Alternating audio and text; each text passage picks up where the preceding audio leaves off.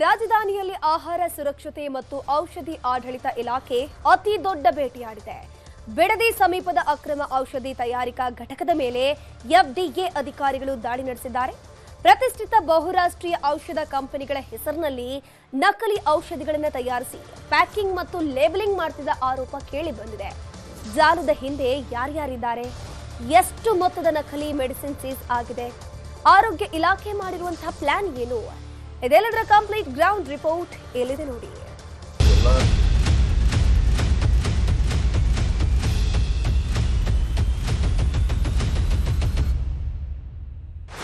ನಾವು ತೆಗೆದುಕೊಳ್ಳುವಂತಹ ಔಷಧಗಳು ಎಷ್ಟರ ಮಟ್ಟಿಗೆ ಒರಿಜಿನಲ್ ಇರುತ್ತೆ ಅನ್ನುವಂತಹ ಪ್ರಶ್ನೆ ಈಗ ಉದ್ಭವಿಸಿದೆ. ಯಾಕಂತ ಹೇಳಿದ್ರೆ ಈಗಾಗಲೇ ಔಷಧ ನಿಯಂತ್ರಣ ಮಂಡಳಿಯಿಂದ ಫೇಕ್ ಮೆಡಿಸಿನ್ ತಯಾರಕ ಘಟಕದ ಮೇಲೆ ಒಂದು ದಾಳಿಯನ್ನ ಮಾಡಿದ್ದು ಸುಮಾರು 5 ಕೋಟಿ ಮೌಲ್ಯದ ನಕಲಿ ಔಷಧಗಳನ್ನು ವಶಪಡಿಸಿಕೊಂಡಿದೆ. ಹಾಗಾದ್ರೆ ಈ ಒಂದು ಔಷಧ ತಯಾರಿಕೆಯಲ್ಲಿ ಏನೆಲ್ಲ ಸಿಕ್ತು, ಆರೋಗ್ಯ ಇಲಾಖೆ ಈ ಬಗ್ಗೆ ಮುಂದೇನು ಮಾಡುತ್ತೆ ಅನ್ನುವಂತಹ ಕಂಪ್ಲೀಟ್ ಡೀಟೇಲ್ಸ್ ತಿಳ್ಕೊಳ್ಳೋಣ ಬನ್ನಿ.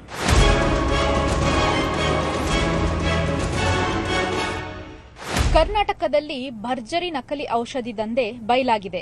ಬಿಡದಿ ಸಮೀಪದ ಹೆಜ್ಜಾಲದಲ್ಲಿ ಅಕ್ರಮ ಔಷಧಿ ತಯಾರಿಕಾ ಘಟಕದ ಮೇಲೆ ಎಫ್ಡಿಎ ಅಧಿಕಾರಿಗಳು ದಾಳಿ ನಡೆಸಿದ್ದು, ಪ್ರತಿಷ್ಠಿತ ಬಹುರಾಷ್ಟ್ರೀಯ ಔಷಧ ಕಂಪನಿಗಳ ಹೆಸರಿನಲ್ಲಿ ನಕಲಿ ಔಷಧಿ ತಯಾರಿಸಿ ಪ್ಯಾಕಿಂಗ್ ಮತ್ತು ಲೇಬಲಿಂಗ್ ಮಾಡುತ್ತಿದ್ದ ಆರೋಪ ಕೇಳಿಬಂದಿದೆ.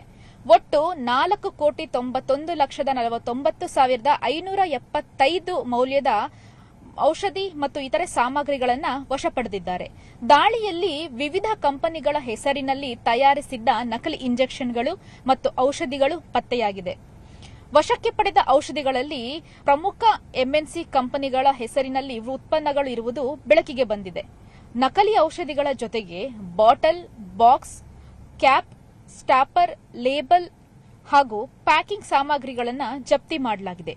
ಅಕ್ರಮವಾಗಿ ನಕಲಿ ಔಷಧಿ ತಯಾರಿಸಿ ಮಾರುಕಟ್ಟೆಗೆ ಬಿಡಲು ಸಿದ್ಧತೆ ಮಾಡಲಾಗುತ್ತಿದೆ ಅಂತ ಮಾಹಿತಿ ಇದೆ.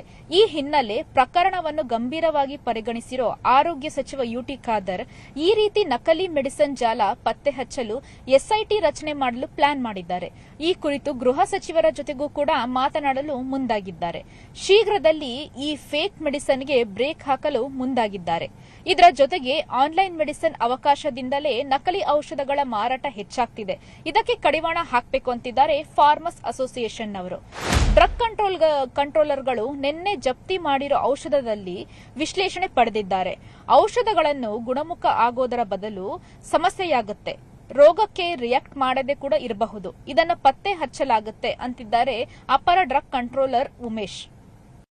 ಇವತ್ತು ಹಿಮಾಚಲ ಪ್ರದೇಶ, ತೆಲಂಗಾಣ ಮತ್ತು ಬೇರೆ ಬೇರೆ ರಾಜ್ಯಗಳಲ್ಲಿ ಇವತ್ತು ನಕಲಿ ಔಷಧ ಫ್ಯಾಕ್ಟರಿ ಏನಿದೆ, ಘಟಕ ಏನಿದೆಯಾ, ಅಲ್ಲಿಂದ ಇಲ್ಲಿಗೆ ತರುವುದು ಕಡಿಮೆ ಬೆಲೆಯಲ್ಲಿ, ಅದು 1,000 ರೂಪಾಯಿ, 500 ರೂಪಾಯಿ, 800 ರೂಪಾಯಿ ಇಲ್ಲಿಗೆ ತಂದು ಇಲ್ಲಿ ಅದಕ್ಕೆ ಮಲ್ಟಿನ್ಯಾಷನಲ್ ಕಂಪನಿಯ ಔಷಧದ ಫ್ಯಾಕ್ಟರಿ ಅದು ಲೇಬಲ್ ಹಾಕುವುದು. ಫೀಸರ್ ಅಂತ ಸಂಸ್ಥೆಯ ಲೇಬಲ್ ಕೂಡ ಇವತ್ತು ಹಾಕಿದ್ದಾರೆ, ನಮ್ಗೆ ಮಾಹಿತಿ ಕೊಟ್ಟಿದ್ದೇವೆ. ಇಂಪೋರ್ಟೆಡ್ ಬರೀ ದೇಶದ ಇಂಪೋರ್ಟೆಡ್ ಬ್ರ್ಯಾಂಡ್ ನ ಔಷಧ ಲೇಬಲ್ ಹಾಕಿ ಅದನ್ನು ಇವರು ಮೆಡಿಕಲ್ ಶಾಪ್ಗೆ ಮತ್ತು ಆಸ್ಪತ್ರೆಗೆ ಇವುದನ್ನು ವಿತರಿಸಿ ಈ ಐಸಿಯು ಅಲ್ಲಿ ಉಪಯೋಗ ಮಾಡುವಂತಹ ಇವತ್ತು ಔಷಧಗಳು ಕೂಡ ಇವತ್ತು ಇಂಜೆಕ್ಷನ್ಸ್ ಕೂಡ ಇವತ್ತು ಮಿಸ್ಲೇಬಲ್ ಕೂಡ ಆಗಿದೆ. ರೂಟೀನ್ ನಮ್ ರ್ಯಾಂಡಮ್ ಆಗಿ ನಾವು ಎಲ್ಲಾ ಮೆಡಿಕಲ್ ಶಾಪ್ಗಳಲ್ಲೂ ಎಲ್ಲಾ ಹೋಲ್ಸೇಲ್ಗಳಲ್ಲೂ ನಾವು ತನಿಖೆ ರೂಟೀನ್ ಇನ್ಸ್ಪೆಕ್ಷನ್ ಮಾಡ್ತಾ ಇರ್ತೀವಿ. ರೂಟೀನ್ ಇನ್ಸ್ಪೆಕ್ಷನ್ ಮಾಡಿದಾಗ ಪ್ರತಿಯೊಂದು ಬಿಲ್ಲು, ಪರ್ಚೇಸು, ಸೇಲು ಎಲ್ಲ ವೆರಿಫೈ ಮಾಡ್ತೀವಿ ನಾವು. ಅದ್ರಲ್ಲಿ ರ್ಯಾಂಡಮ್ ಆಗಿ ಡ್ರಗ್ಸ್ ಕೂಡ ಸ್ಯಾಂಪಲ್ ಮಾಡ್ತೀವಿ. ಬರೀ ಕಂಪ್ಲೇಂಟ್ ಬಂದಾಗ ಮಾತ್ರ ಅಲ್ಲ, ರ್ಯಾಂಡಮ್ ಆಗಿ ಒಂದು ಯಾವ್ದೋ ನಮಗೆ ಈಗ ಮಾರ್ಕೆಟ್ಗಳಲ್ಲಿ ನಮ್ಮ ಆಫೀಸರ್ಗಳಿಗೆ ಹೇಳ್ತಾರೆ, ಸಡನ್ ಆಗಿ ಯಾವುದೋ ಒಂದು ನೋಡ್ಲಾರ್ದು ನಮ್ಮ ಹೆಸರೇ ಕೇಳಲಾರ್ದು ಬೇರೆ ರಾಜ್ಯದಿಂದ ಬಂದಾಗ ಅಂತವನ್ನು ನಾವು ಡೌಟ್ ಬಂದ ಸಂದರ್ಭದಲ್ಲಿ ಅಂತವನ್ನು ವಿಶ್ಲೇಷಣೆ ಪಡೆದ್ಬಿಟ್ಟು ನಾವು ಲ್ಯಾಬ್ ಕಳಿಸ್ತೀವಿ. ನಾವು ಈ ತರ ನೀವು ಆನ್ಲೈನ್ ನಲ್ಲಿ ಯಾವನೊಬ್ಬ ಕಾಶ್ಮೀರ ಲೈಸೆನ್ಸ್ ತಗೊಂಡು ಅಲ್ಲಿಂದ ಐಟಮ್ ಸಪ್ಲೈ ಮಾಡಿದ್ರೆ ಎಲ್ಲಿಂದ ಯಾವ ಡಿಪಾರ್ಟ್ಮೆಂಟ್ ಹೋಗಿ ಅಲ್ಲಿ ಅವ್ನು ಇಟ್ಕೊಂಡು ಬರ್ಲಿಕ್ಕೆ ಆಗ್ತದೆ. ಇದೆಲ್ಲ ಇದೆ. ಇದು ಕಾನೂನುಗಳು ಮತ್ತು ರಾಜ್ಯ ಸರ್ಕಾರಗಳು ಆ ಜನಗಳ ಹಿತದೃಷ್ಟಿಯಿಂದ ಇದಕ್ಕೆಲ್ಲಾನು ಕಡಿವಾಣ ಹಾಕಬೇಕು. ಇದರಲ್ಲಿ ನಮ್ದು ಸಂಪೂರ್ಣವಾದಂಥ ಬೆಂಬಲ ಇದೆ. ಮತ್ತೆ ಇದೆಲ್ಲ ತುಂಬಾ ತಪ್ಪು. ಮತ್ತೆ ಇಂಥ ಮತ್ತೆ ಹ್ಯೂಜ್ ಮಾರ್ಜಿನ್ಸು. ಈಗ ಒಂದು ಪೇಷಂಟ್ಗೆ 3,000 ರೂಪಾಯಿ MRP ಇರುತ್ತೆ, ಅದು 300 ರೂಪಾಯಿಗೆ ಸಿಗುತ್ತೆ. 300 ರೂಪಾಯಿಗೆ ಸಿಗ್ಮೇಲೆ 3,000 ರೂಪಾಯಿ MRP ಯಾಕೆ ಹಿಡ್ತೀಯ ನೀನು? ಹೆಂಗ್ ಲೈಸೆನ್ಸ್ ಕೊಡ್ತೀಯ ಅದಕ್ಕೆ? ಇದನ್ನೆಲ್ಲ ಫಸ್ಟ್ ನಮ್ಮನ್ನು ಕರೆಸಿ ಕುಂಡ್ರಿಸ್ಕೊಳ್ಳಿ ಡಿಪಾರ್ಟ್ಮೆಂಟ್ ಅವರು. ನಾವು ಹೇಳ್ತೀವಿ, ಇಲ್ಲ ಆರೋಗ್ಯ ಇಲಾಖೆ ನಮ್ಮ ಯುಟಿ ಖಾದರ್ ಅವರು ಬಂದಿದ್ದಾರೆ. ಅವರಿಗೆ ಸ್ವಲ್ಪ ನಮ್ಮ ಮೆಡಿಸನ್ ಬಗ್ಗೆ ತುಂಬ ಒಳ್ಳೆ ಜ್ಞಾನ ಇದೆ. ಸೊ ಅವ್ರು ಕರೆಸಿ ನಮ್ಮನ್ನು ಮಾತಾಡಿ, ನಾವು ಇನ್ನೂ ಬೇಕಾದ ಸಾಕಷ್ಟು ಅವರಿಗೆ ವಿವರಗಳು ಕೊಡ್ತೀವಿ. ಈಗ ಡ್ರಗ್ಸ್ ಏನಾದರೂ ನೀವು ಹೇಳ್ತಾ ಇದ್ದೀರಲ್ಲ, ಇವೆಲ್ಲ very expensive drugs, mostly imported drugs ಇರ್ಬೋದು. ಅವು ಏನಾಗ್ತವೆ, ಇಲ್ಲಿ ಇಂಡಿಯನ್ ಮೇಡ್ ಇಲ್ಲದೆ ಇರೋದ್ರಿಂದ ಅಥವಾ ಅವೆಲ್ಲ ಎಕ್ಸ್ಪೆನ್ಸಿವ್ ಇರೋದ್ರಿಂದ ಇವರೇನು ಸಡನ್ ಆಗಿ ಅದನ್ನು ಮಾಡಿಕೊಂಡು ದುಡ್ಡು ಮಾಡ್ಕೊಳ್ಳೋದಕ್ಕೆ ಟ್ರೈ ಮಾಡ್ತಾ ಇರ್ಬೋದು. ಈ ಮೆಡಿಸಿನ್ ಕೊಟ್ಟರೆ ಕ್ಯೂರ್ ಆಗುತ್ತೆ ಅನ್ನೋ ಥರ ಇರುತ್ತೆ ಕೆಲವು ಮೆಡಿಸಿನ್ಸು. ನೀವು ಕೊಟ್ಟರೆ ಅಂಥ ಫೇಕೆ ಕೊಟ್ಟಾಗ ಅದೇನು ಎಫೆಕ್ಟಿವ್ ಇರೋದಿಲ್ಲ, ಅದು ಜಾಸ್ತಿ ಅಡ್ವಾನ್ಸ್ ಸ್ಟೇಜ್ ಆಗುತ್ತೆ ಹೊರತು ಅದರಿಂದ ಅವ್ರು ಮರಣ ಹೊಂತಾರೆ ಹೊರತು ಅದರಿಂದ ಏನು ಬೆನಿಫಿಟ್ ಆಗೋದಿಲ್ಲ. ಇನ್ನು FDA ಅಧಿಕಾರಿಗಳು ನಡೆಸಿದಂತಹ ಕಾರ್ಯಾಚರಣೆ ಹೇಗಿತ್ತು, ಈ ಒಂದು ದಂಧೆ ಎಲ್ಲಿಂದ ಪ್ರಾರಂಭವಾಯಿತು, ಹೇಗೆಲ್ಲ ನಡೀತಿತ್ತು, ಜೊತೆಗೆ ಈ ಒಂದು ಮೆಡಿಸಿನ್ಗಳ ಬಗ್ಗೆ, ಇದರ ಸೇವನೆ ಮಾಡೋದ್ರ ಬಗ್ಗೆ ವೈದ್ಯರು ಏನ್ ಹೇಳ್ತಾರೆ, ಈ ಎಲ್ಲಾ ಒಂದು ವಿಚಾರಗಳ ಬಗ್ಗೆ ಮಾಹಿತಿಯನ್ನ ಕೊಡ್ತಾರೆ ನಮ್ಮ ಕರೆಸ್ಪಾಂಡೆಂಟ್ ಪ್ರಗತಿ ಶೆಟ್ಟಿ ಅವರು.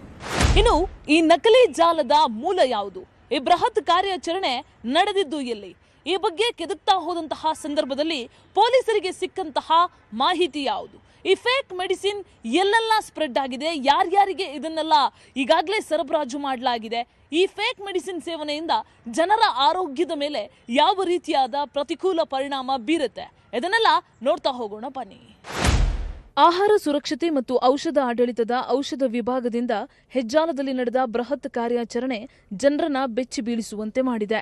ಹಿಮಾಚಲ ಪ್ರದೇಶ, ತೆಲಂಗಾಣದಿಂದ ನಕಲಿ ಔಷಧ ತಯಾರಿಕಾ ಘಟಕದಿಂದ ಔಷಧವನ್ನು ತಂದು ನಕಲಿ ಬ್ರ್ಯಾಂಡ್ ಮಾಡಿ ಮೆಡಿಕಲ್ ಹಾಸ್ಪಿಟಲ್ಗೆ ಸಪ್ಲೈ ಮಾಡ್ತಿದ್ರಂತೆ. ಐಸಿಯುನಲ್ಲಿರುವ ಪೇಷಂಟ್ಗೂ ಮೆಡಿಸಿನ್ ಸಪ್ಲೈ ಆಗ್ತಾ ಇತ್ತು ಅನ್ನೋದು ಕಳವಳಕಾರಿ ವಿಚಾರ. ಕಳೆದ 1.5 ವರ್ಷದಿಂದ ಈ ದಂಧೆ ಎಗ್ಗಿಲ್ಲದೆ ನಡೀತಿದೆ. ಬೆಂಗಳೂರಿನ ಚಿಕ್ಕಪೇಟೆ ಸೇರಿ ಹಲವೆಡೆ ಈ ನಕಲಿ ಔಷಧಿ ಮಾರಾಟ ಮಾಡಿರುವ ಬಗ್ಗೆ ಮಾಹಿತಿ ಸಿಕ್ಕಿದೆ. ಬಿಡದಿ ಬಳಿ ಸಿದ್ದಯ್ಯ ಅನ್ನುವವರಿಗೆ ಸೇರಿರುವಂತಹ ಫಾರ್ಮ್ ಹೌಸ್ ಇದು. ವಿದೇಶದಲ್ಲಿರುವಂತಹ ಪ್ರಶಾಂತ್ ಅನ್ನುವ ವ್ಯಕ್ತಿಗೆ ಲೀಸ್ ಕೊಡಲಾಗಿತ್ತು. ಬೆಂಗಳೂರು ಮೂಲದ ಪ್ರಶಾಂತ್ ಫಾರ್ಮಸಿಸ್ಟ್ ಆಗಿದ್ದ ಎನ್ನಲಾಗಿದೆ.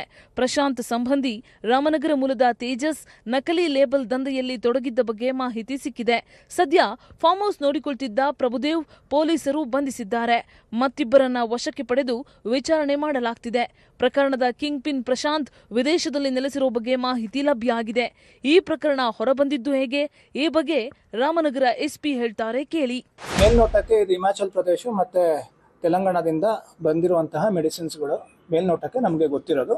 ಬಟ್ ಇದನ್ನ ಇನ್ನೂ ವಿಚಾರಣೆಗೆ ಒಳಪಡಿಸಿ ಇನ್ನೂ ಡೀಟೇಲ್ ಆಗಿ ಎಲ್ಲಿಂದ ಬರ್ತಿದೆ ಅನ್ನೋದನ್ನ ಇನ್ನೂ ವ್ಯವಸ್ಥಿತವಾಗಿ ನಾವು ನೋಡ್ಬೇಕಾಗುತ್ತೆ. ಬೇರೆ ಬೇರೆ ಫಾರ್ಮಸಿಗಳು ಏನಾದ್ರು ಇನ್ವಾಲ್ವ್ ಆಗಿದಾರಾ ಅಥವಾ ಡಾಕ್ಟರ್ಸ್ಗಳು ಇನ್ವಾಲ್ವ್ ಆಗಿದಾರಾ, ಇವನ್ನೆಲ್ಲ ನಾವು ಕೂಲಂಕುಷವಾಗಿ ನೋಡ್ಬೇಕಾಗಿದೆ. ಅದು ಮೇನ್ ಪರ್ಸನ್ ಸಿಕ್ಕಿದ್ಮೇಲೆ ನಮ್ಗೆ ಗೊತ್ತಾಗುತ್ತೆ. ಬಟ್ ಇವಾಗ ನಾವು ಏನು ಒಬ್ಬ ವ್ಯಕ್ತಿಯನ್ನು ವಶಕ್ಕೆ ಪಡೆದಿದ್ದೀವಿ, ಆ ವ್ಯಕ್ತಿ ಹೇಳುವ ಮೇರೆಗೆ ಸುಮಾರು 1 ವರ್ಷಗಳಿಂದ ಇದಾಗ್ತಿದೆ. ಈ ರೀತಿಯ ನಕಲಿ ಔಷಧ ಸೇವನೆಯಿಂದ ಜನರ ಆರೋಗ್ಯದ ಮೇಲೆ ಏನ್ ಪ್ರತಿಕೂಲ ಪರಿಣಾಮ ಬೀರುತ್ತೆ, ಇದರ ಬಗ್ಗೆ ಎಕ್ಸ್ಪರ್ಟ್ ಹೇಳ್ತಾರೆ, ಕೇಳಿ. ಇದನ್ನ ತಗೊಂಡಿರುವಂಥ ಜನಗಳಿಗೆ ಖಂಡಿತವಾಗ್ಲೂ ಇದು ವಾಸಿ ಆಗೋದು ಅಂಥ ಸಾಧ್ಯತೆಗಳು ತುಂಬ ಕಮ್ಮಿ. ಆಮೇಲೆ ಎರಡನೇದು ಏನಪ್ಪ ಅಂದರೆ, ಇದು ಏನಾದರೂ ಬೈ ಚಾನ್ಸ್ ಎಮರ್ಜೆನ್ಸಿ ಮೆಡಿಸಿನ್ಸು ಇಂಥ ಜಾಗದಲ್ಲಿ ಹೋದರೆ, ICU ಅಥವಾ ಬೇರೆ ಸೆಟಪ್ಪಲ್ಲಿ ಹೋದಾಗ ಅದರಲ್ಲಿ ಖಂಡಿತವಾಗ್ಲೂ ಅದರಿಂದ ವ್ಯಕ್ತಿ ಸಾವನ್ನಪ್ಪೋ ಸಾಧ್ಯತೆ ಭಾಳ ಇರುತ್ತೆ. ಎಕ್ಸ್ಪೈರಿ ಆಗಿರೋ ಡ್ರಗ್ಸ್ ಖಂಡಿತವಾಗ್ಲೂ ಯಾವುದೇ ಕಾರಣಕ್ಕೆ ಯಾರೂ ತೊಗೋಬಾರ್ದು. ತೊಗೊಂಡ್ರೆ ಅದರಿಂದ ತುಂಬ ಅಡ್ಡ ಪರಿಣಾಮ ದೇಹದಲ್ಲಿ ಆಗುತ್ತೆ. ಅದರಿಂದ ತುಂಬ ಒಂಥರ ವಿಶೇಷ ಪ್ರಕರಣಗಳು ಅದರಿಂದ ಸಾವನ್ನು ಕೂಡ ಸಂಭವಿಸೋಂಥ ಸಾಧ್ಯತೆ ಇರುತ್ತೆ. ಸೊ ಹೀಗಾಗಿ ಎಲ್ಲ ಪ್ರಕರಣಗಳು ನೋಡ್ತಾ ಹೋದಾಗ ಇದನ್ನೇನು ಭೇದಿಸಿದರೆ ಇದು ಒಂದು ಒಳ್ಳೆಯ ಬೆಳವಣಿಗೆ ಅಂತ ಅನಿಸುತ್ತೆ.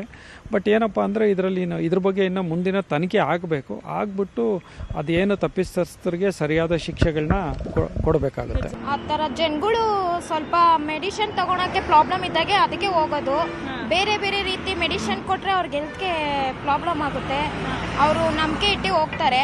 ಆ ಥರ ಮೋಸ ಮಾಡೋದು ತಪ್ಪು ಅಂತ ಅನ್ಕೋತೀನಿ. ಸರ್ಕಾರಕ್ಕೆ ಸ್ವಲ್ಪ ಅದ್ರ ಬಗ್ಗೆ ಎಲ್ಲ ಕಾನೂನು ತಗೋಬೇಕು ಅಂತ ಹೇಳೋದು ಇಷ್ಟಪಡ್ತೀನಿ. ಅದಕ್ಕೆ ತಪ್ಪೇಯಪ್ಪ. ಆ ಥರ ಬೇರೆ ಬೇರೆದೆಲ್ಲ ಬಿಟ್ಬಿಟ್ರೆ ಜನಗಳಿಗೆ ಗತಿ ಏನು ಅಲ್ವರ? ಇದನ್ನ ಅವ್ರಿಗೆ ಹೆಂಗೆ ಮಾರ್ಕೆಟಿಗೆ ಬಿಡೋಕ್ಕೆ ಗೌರ್ಮೆಂಟ್ ಹೆಂಗೆ ಅನುಮತಿ ಕೊಡುತ್ತೆ? ಕಷ್ಟ ಅದು ಬೇಕಲ್ವ? ಅವ್ರಿಗೇನು ಫ್ರಾಡಾಗಿ ಮಾಡೋರಿಗೆ ಅವ್ರಿಗೇನು ಯಾರು ಬುದ್ಧಿ ಹೇಳೋರೇ ಇಲ್ವೋ? ಜನಗಳ ಮೇಲೆ ಇವರು ಜನಗಳೇ ತಾನೇ ಮೆಡಿಸಿನ್ ತಿನ್ನೋರು ಅಲ್ವರ? ಅದೆಲ್ಲ ತಪ್ಪೇ. ಏನೋ ದುಡಿಯೋ ಮಾರ್ಗ ನೋಡ್ಕೊಂತಾರೆ, ಕಳ್ಳತನದಲ್ಲಿ ದುಡಿತಾರೆ ಅಷ್ಟೇ ಅವರೆಲ್ಲ. ಆ ಥರ ವಿಷ ಅಲ್ಲ, ಕಾಪಾಡೋದೇ ವಿಷ ಕೊಟ್ಬಿಟ್ರೆ ಹೆಂಗ್ರಿ?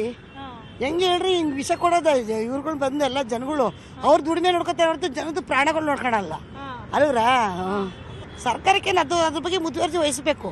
ಈಗೆಲ್ಲ ಫುಡ್ ಬಗ್ಗೆ ನೋಡ್ತಾ ಇದಾರಲ್ಲ, ಆ ಥರ ಇದ್ರ ಬಗ್ಗೆನೂ ಎಲ್ಲ ಇದು ಮಾಡ್ಬೇಕಷ್ಟೇ. ತಪ್ಪು ಕೊಡಬಾರ್ದು ಆಯ್ತಾ. ಸರ್ಕಾರ ಇದಕ್ಕೆಲ್ಲ ಇದು ಮಾಡಬೇಕು, ಮುಂಜಾಗ್ರತೆ ಕೊಡಬೇಕು, ಪ್ರಾಣ ಉಳಿಸ್ಬೇಕು, ಮತ್ತೆ ಇನ್ಫೆಕ್ಷನ್ ಆಗ್ತದಂಗೆ ನೋಡ್ಕೋಬೇಕು. ಮೆಡಿಕಲಲ್ಲಿ ಒಳ್ಳೊಳ್ಳೆ ಮಾತ್ರೆ ಕೊಡಂಗೆ ಮಾಡಬೇಕು. ಜನ ಏನೇ ಕೊಟ್ಟರು ತಗೋತಾರೆ, ಹುಷಾರಾಗ್ತಾರೆ ಅನ್ನೋ ಒಂದು ನಂಬಿಕೆಯಿಂದ ಇದನ್ನ ಜನಗಳ ಮೇಲೆ, ಮುಗ್ಧ ಜನಗಳ ಮೇಲೆ ಬಳಕೆ ಮಾಡ್ತಾ ಇದ್ದಾರೆ. ಇದನ್ನ ಸರ್ಕಾರ ಎಚ್ಚೆತ್ತಿಸ್ಕೊಂಡು ಮುಂದಿನ ದಿನಗಳೆಲ್ಲ ಅದನ್ನ ಏನು ಫೇಕ್ ಮೆಡಿಸಿನ್ ಅನ್ನು ಬಳಕೆ ಮಾಡ್ತಾ ಇದ್ದಾರೆ, ಇದ್ರ ಬಗ್ಗೆ ಕಠಿಣವಾದ ಕ್ರಮವನ್ನು ತಗೋಬೇಕು. ಏಕೆಂದರೆ ಹಣವಂತರು ಯಾವುದೇ ಕಾರಣಕ್ಕೂ ಈ ಥರ ಮೆಡಿಸಿನ್ಗಳನ್ನೇ ಆಗಲಿ ಮತ್ತೊಂದೇ ಆಗಲಿ ತಗೊಳ್ಳಲ್ಲ. ಜನಸಾಮಾನ್ಯರು, ಬಡವರು, ದಲಿತರು ಇಂಥ ಕೆಳ ಮಟ್ಟದಲ್ಲಿರುವಂಥ ಜನರನ್ನು ಟಾರ್ಗೆಟ್ ಮಾಡಿ ಈ ಫೇಕ್ ಔಷಧಿಗಳನ್ನು ಬಳಸ್ತಾ ಇದ್ದಾರೆ. ಹಾಗಾಗಿ ನಾನು ಸರ್ಕಾರಕ್ಕೆ ಒತ್ತಡ ಮಾಡೋದೇನಂತ ಹೇಳಿದ್ರೆ, ಇಂಥವನ್ನ ನೀವು ಗುರುತಿಸಿ ಅವರಿಗೆ ಕಠಿಣ ಕ್ರಮವನ್ನು ನೀವು ಕೊಡಿಸ್ಬೇಕು ಅಂತ ಹೇಳಿ ನಾನು ಈ ಮೂಲಕ ಹೇಳಿಕ್ಕೆ ಬಯಸ್ತೀನಿ. ಅನಾವಶ್ಯಕ ಮಾಡಿಸ್ತಾರೆ. ಮೆಡಿಸಿನ್ 10 ರೂಪಾಯಿ ಗುಳಿಗೆ ಕೊಡೋದಕ್ಕೆ 5 ರೂಪಾಯಿ ಮಾತ್ರ ಬರೀತಾರೆ. ಹಾಕ್ಬಿಡ್ತದೆ ಅದು ಜನಗಳಿಗೂ 5 ರೂಪಾಯಿ ಒಳ್ಳೆ ಬ್ರ್ಯಾಂಡ್ ಮಾತ್ರ ಕೊಟ್ಟರು, ಅದೊಂದು ಭರವಸೆ ವಾಸಿ ಆಗ್ಬೋದು ಅಂತ. ಆದರೆ ಸಾಯೋ ಪೇಷಂಟ್ ಸಾಯ್ತಾ ಇರ್ತಾರೆ, ಐದು ಇರ್ತಾರೆ. ಅವ್ನು ಬಟ್ಟಂದ ಬಗ್ಗೆ ಯೋಚನೆ ಮಾಡಲ್ಲ, ತಗೊಂಡು 1000 ರೂಪಾಯಿ ಸಾಲ ಮಾಡಿ ತಗೊಂಡು ಹಾಸ್ಪಿಟಲ್ ಕೊಡ್ತಾರೆ. ಸದ್ಯ ಯಾವುದು ಅಸಲಿ ಮೆಡಿಸಿನ್, ಯಾವುದು ನಕಲಿ ಮೆಡಿಸಿನ್ ಅನ್ನುವಂತಹ ಗೊಂದಲದಲ್ಲಿ ಜನಸಾಮಾನ್ಯರಿದ್ದಾರೆ. ಸೊ ಹೀಗಾಗಿ ಆರೋಗ್ಯ ಇಲಾಖೆಯಿಂದ ಮಾರ್ಗಸೂಚಿಯನ್ನ ಹೊರಡಿಸಲಾಗಿದೆ. ಸೊ ನಕಲಿ ಮತ್ತೆ ಅಸಲಿ ಮೆಡಿಸಿನ್ ಯಾವುದು ಅಂತ ಹೆಂಗ್ ಕಂಡುಹಿಡಿಯೋದು, ಇದ್ರ ಬಗ್ಗೆ ಮಾದೇಶ್ ಹೇಳ್ತಾ ಹೋಗ್ತಾರೆ, ಕೇಳಿ. ನಕಲಿ ಔಷಧಿ ತಯಾರಾಗ್ತಿದೆ ಅನ್ನುವಂಥ ವಿಚಾರ ಹೊರಗಡೆ ಬಿದ್ದಾಗಲೇ ಜನರಿಗೆ ಮತ್ತೆ ರೋಗಿಗಳಿಗೆ ಆತಂಕ ಶುರುವಾಗಿದೆ. ಹಾಗಾದ್ರೆ ಔಷಧಿಗಳ ಮೇಲೆ ಡೌಟ್ ಏನಾದರೂ ಬಂದ್ರೆ ಏನ್ ಮಾಡಬೇಕು, ಇದ್ರ ಬಗ್ಗೆ ಜನ ಏನಂತಾರೆ, ಆರೋಗ್ಯ ಇಲಾಖೆ ಇದರಿಂದ ಹೊರಗಡೆ ಬರೋದಕ್ಕೆ ಯಾವ ರೀತಿಯಾದಂತಹ ಪ್ಲಾನ್ಗಳನ್ನು ಮಾಡ್ಕೊಳ್ತಿದೆ, ಫೇಕ್ ಔಷಧಿಯ ಬಗ್ಗೆ ಯಾವ ರೀತಿ ಸರ್ಕಾರಕ್ಕೆ ಅಥವಾ ಸಂಬಂಧಪಟ್ಟಂತ ಅಧಿಕಾರಿಗಳಿಗೆ ರಿಪೋರ್ಟ್ ಮಾಡಬೇಕು, ಇದೆಲ್ಲದ್ರ ಬಗ್ಗೆ ನಾನು ನಿಮ್ಗೆ ಎಕ್ಸ್ಪ್ಲೇನ್ ಮಾಡ್ತಾ ಹೋಗ್ತೀನಿ. ಹೌದು, ಮಾರ್ಕೆಟ್ನಲ್ಲಿ ಫೇಕ್ ಮೆಡಿಸಿನ್ ಡಿಸ್ಟ್ರಿಬ್ಯೂಟ್ ಆಗ್ತಿದೆ ಅನ್ನೋ ಆಘಾತಕಾರಿ ವಿಚಾರ ಹೊರಗಡೆ ಬಿದ್ದಿದ್ದೆ ಜನರಲ್ಲಿ ಆತಂಕ ಶುರುವಾಗಿದೆ. ತಲೆನೋವು, ಜ್ವರ, ಮೈಕೈ ನೋವು ಅಂತ ಸಣ್ಣ ಪುಟ್ಟ ಆರೋಗ್ಯ ಸಮಸ್ಯೆಗಳಿಗೆ ಸೀದಾ ಮೆಡಿಕಲ್ಗೆ ಹೋಗಿ ಜನ ಮಾತ್ರೆ ತೆಗೆದುಕೊಳ್ತಾರೆ. ಆದ್ರೆ ಆ ಮಾತ್ರೆ ಫೇಕ್ ಆಗಿದ್ರೆ ಏನ್ ಮಾಡೋದು? ಮೊದಲೇ ಆರೋಗ್ಯ ಸಮಸ್ಯೆ ಎದುರಿಸ್ತಿರೋರು ಫೇಕ್ ಮಾತ್ರೆ ತಗೊಂಡ್ರೆ ಮತ್ಯಾವುದೋ ಕಾಯಿಲೆ ಬಂದು ಏನಾಗುತ್ತೋ ಅನ್ನೋ ಭಯ ಶುರುವಾಗಿದೆ. ಇನ್ನು ಯಾವುದೇ ಮೆಡಿಸಿನ್ ಬಗ್ಗೆ ಡೌಟ್ ಬಂದ್ರೆ ಏನ್ ಮಾಡೋದು ಅನ್ನೋ ಪ್ರಶ್ನೆಗೆ ಆರೋಗ್ಯ ಇಲಾಖೆ ಈಗಾಗಲೇ ಪ್ಲಾನ್ ಮಾಡಿಕೊಂಡಿದೆ. QR ಕೋಡ್ ಸ್ಕ್ಯಾನ್ ಮಾಡಿ ಅಸಲಿ ಅಥವಾ ನಕಲಿ ಔಷಧಿ ಪತ್ತೆ ಬಗ್ಗೆ ಆರೋಗ್ಯ ಇಲಾಖೆ ಸಲಹೆ ನೀಡಿದೆ. ಔಷಧದ QR ಕೋಡ್ ಪರಿಶೀಲಿಸಿ, ಬ್ಯಾಚ್ ನಂಬರ್ ಅನ್ನು ಕೂಡ ಪರಿಶೀಲಿಸಿ ನಕಲಿ ಔಷಧದಿಂದ ರಕ್ಷಿಸಿಕೊಳ್ಳೋಕೆ ಜನರಿಗೆ ಆರೋಗ್ಯ ಇಲಾಖೆ ಮಾರ್ಗಸೂಚಿ ಬಿಟ್ಟಿದೆ. ಆದ್ರೆ ಈ QR ಕೋಡ್ ಪರಿಶೀಲನೆ ಬಗ್ಗೆ ಜನ ಬೇಸರ ವ್ಯಕ್ತಪಡಿಸುತ್ತಿದ್ದಾರೆ. ಓದಿದವರು ಮಾತ್ರ QR ಕೋಡ್ ಅದು ಇದು ಗೊತ್ತಾಗುತ್ತೆ, ಆದ್ರೆ ಓದದೇ ಇರೋರಿಗೆ ಹೇಗೆ ಗೊತ್ತಾಗುತ್ತೆ ಅಂತ ಜನ ಪ್ರಶ್ನೆ ಮಾಡಿದ್ದಾರೆ. ಎದುರಿಸ್ತಿರೋ ಆರೋಗ್ಯ ಸಮಸ್ಯೆ ಸರಿಯಾದ್ರೆ ಸಾಕು ಅಂತ ಅನ್ನಿಸ್ತಿರೋ ಟೈಮಲ್ಲಿ ಜನ ಮಾತ್ರೆ ತಗೊಂಡು ಅದನ್ನ ಸ್ಕ್ಯಾನ್ ಮಾಡಬೇಕಾ? ಸರ್ಕಾರ ಅಥವಾ ಅಧಿಕಾರಿಗಳು ಫೇಕ್ ಅಥವಾ ಒರಿಜಿನಲ್ ಅನ್ನೋದನ್ನ ಕಂಡುಹಿಡಿಬೇಕು. ನಮಗೆ ಹೇಗೆ ಗೊತ್ತಾಗುತ್ತೆ? ಡಾಕ್ಟರ್ಗಳು ಬರೆದು ಕೊಟ್ಟಿರೋದನ್ನ ನಾವು ನೇರವಾಗಿ ತೆಗೆದುಕೊಂಡು ಹೋಗ್ತೇವೆ ಅಂತ ಜನ ಸರ್ಕಾರದ ವಿರುದ್ಧ ಮತ್ತೆ ಅಧಿಕಾರಿಗಳ ವಿರುದ್ಧ ಆಕ್ರೋಶ ವ್ಯಕ್ತಪಡಿಸುತ್ತಿದ್ದಾರೆ. ಅದು ಎಲ್ಲರೂ ಓದಿರಲ್ಲ, ಈಗ ಎಲ್ರಿಗೂ ಗೊತ್ತಿರಲ್ಲ. ಈಗ ಅವಾಗ ಹೊಡೆದು ನಮ್ಗೇನು ಇವಾಗ ಹೋಗ್ತೀವಿ ಮೆಡಿಸಿನ್ ಕೊಡ್ರಿ ಅಂತೀವಿ, ಇದು ಕೊಡ್ತೀವಿ, ಅವ್ರು ಕೊಡ್ತಾರೆ, ಇದು ನುಂಗ್ರಿ ತಗೊಳ್ರಿ, ಜ್ವರ ಹೋಗುತ್ತೆ ಅಂತಾರೆ, ತಲೆನೋವು ಹೋಗುತ್ತೆ ಅಂತಾರೆ. ಈಗ ಅದರಿಂದ ಬೇರೆ ತರ ಕಾಯಿಲೆ ಬರುತ್ತೆ ಅಂದಾಗ ಇದರಿಂದ ನಾವ್ ಹೆಂಗ್ ಆಚೆ ಬರ್ಬೇಕು ನೀವ್ ಹೇಳಿ. ಈಗ ಇದರಿಂದ ಇದು ಯಾವ ತರ ಫೇಕ್ ಬರ್ತಾ ಇತ್ತೋ ಅದರಿಂದ ಅದನ್ನ ಕಂಡಿಡೀರಿ. ಈಗ ಸಾಮಾನ್ಯ ಜನರಿಗೆ ಒಳ್ಳೇದ್ ಮಾಡ್ರಿ, ನಮ್ಗೆ ದಯವಿಟ್ಟು ಈ ತರ ಮಾಡ್ಬೇಡ್ರಿ ಮೋಸ. ಅದು ಯಾವ ಥರ ಅಂದರೆ ಏನಂದರೆ ಒಂದು ತುಲಕ್ಕೆ ಹೋದರೆ ಒಂದು ಎಪ್ಪಟ್ಟಾಗೋದು. ನಾವು ಇದು ಮೊಳಕಲ್ಲಿ ನಾವು ಒಂದು ತುಲಕ್ಕೆ ಹೋದರೆ ಇನ್ನೊಂದು ನಾವು ಬಂದು ಗೇಸಿಂದಾಗೋದು, ಇಲ್ಲಾಂದ್ರೆ ಎಪ್ಪಟ್ಟಾಗೋದು. ಏನಂದ್ರೆ 100 ಸಮಸ್ಯೆಗಳು ಸರ್. ಅಧಿಕಾರಿಗಳು ಏನು ಮಾಡ್ಬೇಕು? ಅಧಿಕಾರಿಗಳು ತಾವು ಚಟಿಸ್ತಾರೆ, ನಮ್ಗೇನು ಮಾಡಲ್ಲ. ಅಧಿಕಾರಿಗಳು ಏನು ಮಾಡ್ತಾರೆ? ಅವರೆಲ್ಲ ಅದಕ್ಕೆ ಅವರೆಲ್ಲ ಅವ್ರ ಕಾಲ ಮೇಲೆ ನಿಂತು ಅವರು ದುಡ್ಡು ಸಂಪಾದನೆ ಮಾಡ್ಕೊಂಡು ಅವ್ರು ನೋಡ್ಕೋತಾರೆ. ನಮ್ಮತ್ತೆ ಬಡವ್ರಿಗೆ ಯಾರು ಮಾಡ್ತಾರೆ ಸಹಾಯ? ಯಾರೂ ಮಾಡಲ್ಲ. ತುಂಬ ಎಜುಕೇಟೆಡ್ ಬಂದು QR ಕೋಡ್ ಮಾಡಿ ಅದೆಲ್ಲ ಚೆಕ್ ಮಾಡ್ಬೋದು. ನೀವು ಹೇಳಿದ ಯಾವ ಕಂಪ್ನಿ ಇದೆ, ಅದು ಬಂದು ಒಳ್ಳೇದಾ ಇಲ್ಲ ಏನೋ ಡೂಪ್ಲಿಕೇಟ್ ಇದೆ ಅಂತ ಚೆಕ್ ಮಾಡ್ಬೋದು. ಈಗ ನೀವು ನೋಡ್ತಾ ಅನ್ಎಜುಕೇಟೆಡ್ ತುಂಬ ಜನ ಇದ್ದಾರೆ, ಅವ್ರು ಹೆಂಗೆ ಚೆಕ್ ಮಾಡ್ತಾರೆ ಅಲ್ವಾ? ಇದೆಲ್ಲ ಅಧಿಕಾರಿಗಳೇ ಸ್ವಲ್ಪ ನೋಡಿ ಮೆಡಿಸಿನ್ ಅಲ್ಲ, ಯಾಕಂದರೆ ತುಂಬ ಬಡವರು ತಗೊಳ್ತಾರೆ, ತುಂಬ ಎಜುಕೇಟೆಡ್ ಇದ್ದಾರೆ, ಅನ್ಎಜುಕೇಟೆಡ್ ಜಾಸ್ತಿ ಇದ್ದಾರೆ ಅಂತ ಅವರೇ ಅಧಿಕಾರಿಗಳೇ ನೋಡಿ ಇದು ಮಾಡಬೇಕಾಗುತ್ತೆ ಅಷ್ಟೇ. ಸರ್ ನಾವು ಬೇರೆ ಕಡೆ ತೊಗೊಳಕ್ಕಾಗಲ್ಲ ಫೇಕ್ ಮೆಡಿಸಿನ್, ನಾವು ಇಲ್ಲೇ ಬರ್ಕೊಟ್ಟಿದ್ದು ತೊಗೊತೀವಿ ಸರ್. ಆ ಮೆಡಿಸಿನ್ ತೊಗೊಂಗಿಲ್ಲ ನಾವು. ಹೆಂಗೆ ನಿಮ್ಗೆ ಹೆಂಗ್ ಗೊತ್ತಾಗುತ್ತೆ ಫೇಕ್ ಅಂತ? ಸರ್ ಇವ್ರು ಬರ್ಕೊಡ್ತೀವಿ ಮಾತ್ರ ತೊಗೊಂತೇವೆ, ಅದೇ ಕಂಪ್ನಿ ಇದ್ರದ್ದು ಮಾತ್ರ ತೊಗೊಂತೇವೆ, ಇಲ್ಲ ಅಂತ ತಗೊಂಗಿಲ್ಲ. ಹೌದು, ಸೈಡ್ ಎಫೆಕ್ಟ್ಸ್ ಚೆನ್ನಾಗಿದೆ ತಗೊಂಡ್ರೆ ಸೈಡ್ ಎಫೆಕ್ಟ್. ನಿಮ್ಗೆ ಗೊತ್ತಿಲ್ಲದೆ ಫೇಕ್ ತಗೊಂಡ್ರೆ ಅವ್ರ ಜೀವಕ್ಕೆ ಅಪಾಯ ಅಲ್ವಾ? ಪಾಪ ಎಜುಕೇಟೆಡ್ ಆದ್ರೆ ಅನ್ಎಜುಕೇಟೆಡ್ ಗೊತ್ತೇ ಆಗಲ್ಲ. ನೀವು ಸ್ಟ್ರಿಪ್ ಮೇಲೆ ಏನಿದೆಯೋ ಅದನ್ನೇ ನೋಡ್ತಾರೆ. ಅವ್ರಿಗೆ ಗೊತ್ತಾಗದೆ ತಗೊಂಡ್ರೆ, ನಿಜವಲ್ಲ ಅನ್ಎಜುಕೇಟೆಡ್ ತಗೊಂಡ್ರೆ ಆರಾಮ ಜೀವಕ್ಕೆ ಎಫೆಕ್ಟ್ ಆಗುತ್ತೆ. ಇದು ನೋಡಿದ್ರಲ್ಲ, ಫೇಕ್ ಮೆಡಿಸನ್ ಜನರನ್ನ ಯಾವ ರೀತಿ ತಲುಪ್ತಿದೆ ಅಂತ. ಜನರು ಕೂಡ ಈ ಒಂದು ಫೇಕ್ ಮೆಡಿಸನ್ಗಳ ಬಗ್ಗೆ ಎಚ್ಚರಿಕೆಯನ್ನ ವಹಿಸಬೇಕು. ಇನ್ನು ಆರೋಗ್ಯ ಇಲಾಖೆ ಈ ಒಂದು ಪ್ರಕರಣವನ್ನ ಗಂಭೀರವಾಗಿ ಪರಿಗಣಿಸಿದ್ದು ಸ್ಪೆಷಲ್ ತಂಡವನ್ನು ಕೂಡ ರಚನೆ ಮಾಡಿದೆ ಇದನ್ನ ಪತ್ತೆ ಹಚ್ಚೋದಕ್ಕೆ. ಸೊ ಈ ಒಂದು ಕಾರ್ಯಾಚರಣೆಯನ್ನು ಕೂಡ ಮುಂದುವರಿಸೋದಕ್ಕೆ ಮುಂದಾಗಿರುವಂತದ್ದು. ಇದೇ ಈ ಹೊತ್ತಿನ ಸ್ಪೆಷಲ್. ಹಂಸಶ್ಯಾಮಲ, ನ್ಯೂಸ್ 18 ಬೆಂಗಳೂರು.